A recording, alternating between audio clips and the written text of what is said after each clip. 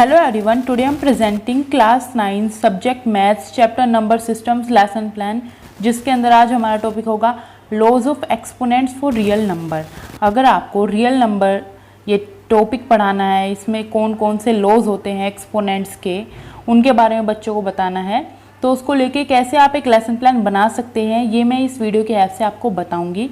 तो सबसे पहले जब भी आप लेसन प्लान बनाते हैं पहले आती है ब्लैक बोर्ड एंट्री जिसमें कुछ बेसिक डिटेल आपको फिल करनी होती है। जैसे कि यहाँ पे है स्टेज यानी कि क्लास, हमने NEP 2020 के अकॉर्डिंग लिखा है स्टेज। NEP 2020 में स्टेजेस की बात की है, क्लास की बात नहीं हुई है। और ये स्टेजेस है जो हमारी सेकेंडरी स्टेज है वो आती है क्लास 9 to 12। तो हम इसी सेकेंडरी स्टेज की बात करते हैं। तो यहाँ पे क्लास 9th का अगर हम लेसन प्लान बना रहे हैं तो वहाँ पे हमारी स्टेज होगी सेकेंडरी स्टेज। कॉन्सेप्ट क्या है, मतलब आपका चैप्टर कौन सा है, वो है नंबर सिस्टम।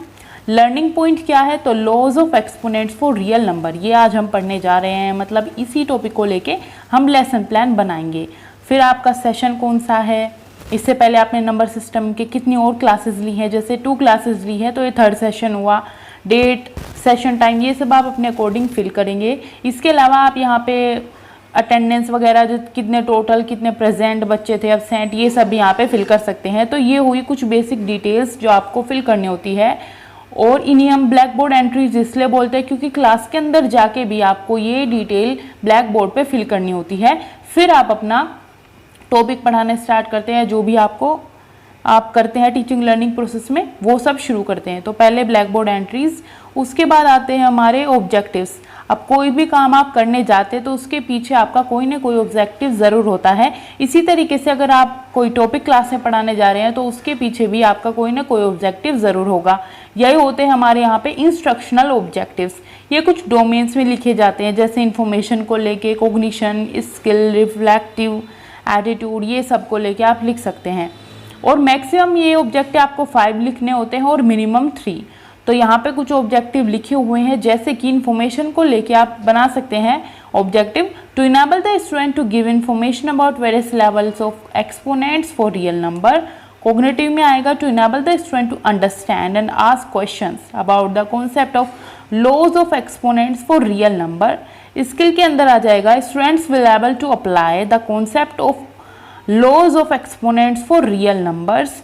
एंड आपका रिफ्लेक्टिव में आ जाएगा student will able to tell and think about real numbers and laws of exponents for real number. ये रहे हमारे ऑब्जेक्टिव। उसके बाद आती है टीचिंग लर्निंग स्ट्रैटेजीज, यानी कि वो मेथड्स, वो टेक्निक्स, वो अप्रोचेस जो आपके टीचिंग लर्निंग प्रोसेस को इफेक्टिव, इंगेजिंग बनाती हो, बेटर बनाती हो, ताकि बच्चों की लर्निंग मैक्सिमम से मैक्सिमम हो पाए।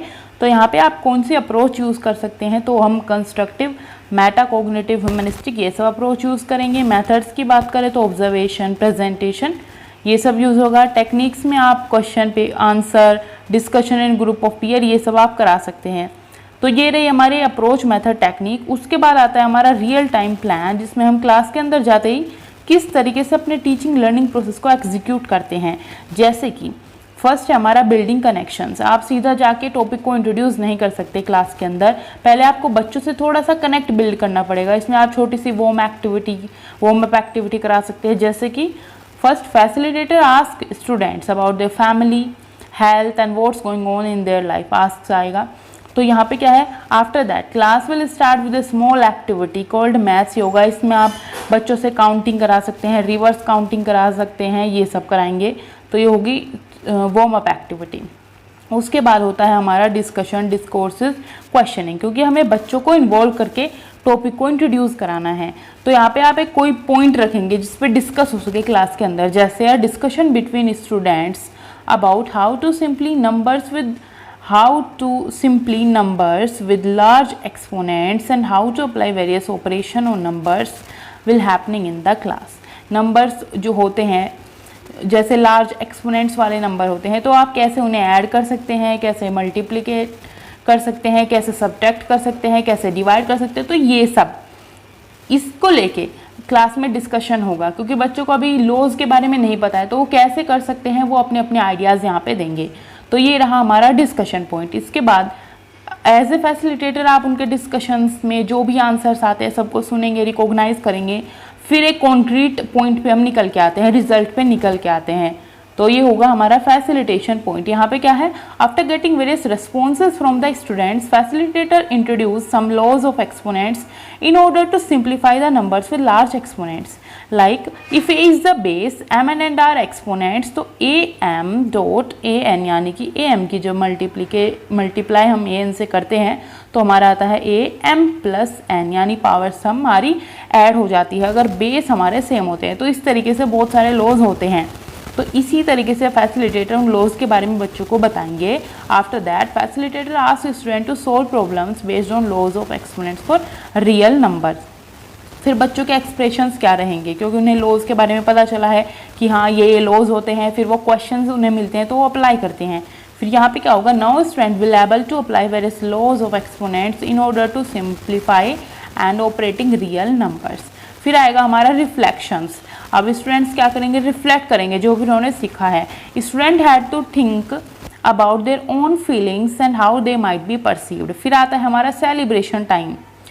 अब यहाँ पे क्या है, student will enjoy their own learning and knowledge construction and will be motivated to use it for solving problems of real numbers having large exponents. अब स्टूडेंट इंजॉय करते हैं अपनी लर्निंग को कि हाँ उन्होंने कुछ सीखा है, नॉलेज कंस्ट्रक्ट की है और वो काफ़ी खुश है, मोटिवेटेड है कि इसी से, जैसे कुछ लॉज के बारे में पता चला तो इसी से अब वो बड़े बड़े प्रॉब्लम्स को भी ईजिली सोल्व कर पाएंगे, तो वो काफ़ी मोटिवेटेड है। इसके बाद आता है एनरिचमेंट। यहाँ पे आप बच्चों को ये एक्टिविटी, होमवर्क, असाइनमेंट दे सकते हैं जिससे उनकी लर्निंग को हम एनरिच कर पाए आउटसाइड द क्लासरूम। तो यहाँ पे हम स्टूडेंट्स को कनेक्ट करते हैं outside the classroom life. And यहाँ पे क्या है, student think beyond classroom and give different example where they need laws of exponent for real numbers. के कोई भी ऑपरेशन होता है रियल नंबर में तो वहाँ पे वो ईजिली कैसे लॉज ऑफ एक्सपोनेंट को यूज़ करके आंसर निकाल सकते हैं, सॉल्यूशन निकाल सकते हैं। तो उसके बारे में स्टूडेंट्स सोचेंगे beyond the classroom and students will now be able to reflect their learning in outside life. जब वो सोच सकते हैं तो रिफ्लेक्ट भी करना सीख जाएंगे। तो अब वो इतने एबल हो गए हैं कि वो रिफ्लेक्ट कर पाए अपनी लर्निंग को आउटसाइड लाइफ, क्लासरूम के। फिर आता है जो भी आपका टीचिंग लर्निंग प्रोसेस रहा उसमें टीचर का क्या रोल रहा आपका। तो आपका रोल रहा कि आपको डिस्कशंस जो भी होते हैं उन्हें फैसिलिटेट करना है। एंड उसके बाद क्या है, कंटिन्यूअसली ऑब्जर्व करना है, रिकॉर्ड करना है स्टूडेंट्स की प्रोग्रेस को, कितना सीखते हैं, क्या क्या उनके प्रीवियस नॉलेज रही, क्या उन्होंने नया नॉलेज कंस्ट्रक्शन किया है, आज क्या सीखा है, कैसे वो अप्लाई करते हैं कॉन्सेप्ट को, ये सब। फिर आता है role of student learner. Learner का, स्टूडेंट का, उसका भी रोल होना चाहिए, तो उसका क्या रोल रहा। तो उन्हें क्या करना है, उन्हें एक्टिवली पार्टिसिपेट करना है आपकी क्लासरूम में और वो डिस्कशन जो भी होता है वो फ्री एंड गाइडेड हो। फ्री यानी कि कोई भी बच्चा अपने व्यूज़ एक्सप्रेस कर पाए, गाइडेड यानी कि जिस टॉपिक पे बात की गई है उसी टॉपिक पे बच्चा अपने व्यूज़ एक्सप्रेस करे, उसी टॉपिक की यहाँ पे बात हो। फिर क्या है, सपोर्टिंग एक्टिविटीज़। कौन सी एक्टिविटीज़, कौन से मटेरियल, ऑब्जेक्ट, सब ने आपको सपोर्ट किया है बेसिकली इस टीचिंग लर्निंग प्रोसेस में। तो वहाँ पे जैसे ब्लैक बोर्ड, ये काफ़ी हेल्पिंग टीचिंग एड होता है। फिर डिस्कशंस, क्लासरूम का इन्वायरमेंट कैसा है, ये सब बहुत इंपॉर्टेंट रोल प्ले करते हैं कि आपका टीचिंग लर्निंग प्रोसेस इफेक्टिव हुआ है या नहीं, बच्चों ने कुछ सीखा है या नहीं। तो ये सब यहाँ पे आप कोई मॉडल, चार्ट पेपर जो भी यूज़ करते हैं, कोई भी टीचिंग लर्निंग मटेरियल यूज़ करते हैं वो सब यहाँ पे मेंशन कर सकते हैं। उसके बाद आता है टीचर्स रिमार्क। तो यहाँ पे हमारे लेसन प्लान की वीडियो कंप्लीट होती है। अगर आपको वीडियो अच्छी लगी हो तो इसको लाइक करें, शेयर करें और चैनल को सब्सक्राइब करें। आप चैनल पे प्लेलिस्ट में जाके देख सकते हैं, वहाँ पे बहुत सारे लेसन प्लान्स की वीडियोज़ है अलग अलग सब्जेक्ट्स की, और BA DLED से related practical files, theory assignment से रिलेटेड वीडियोज़ भी है।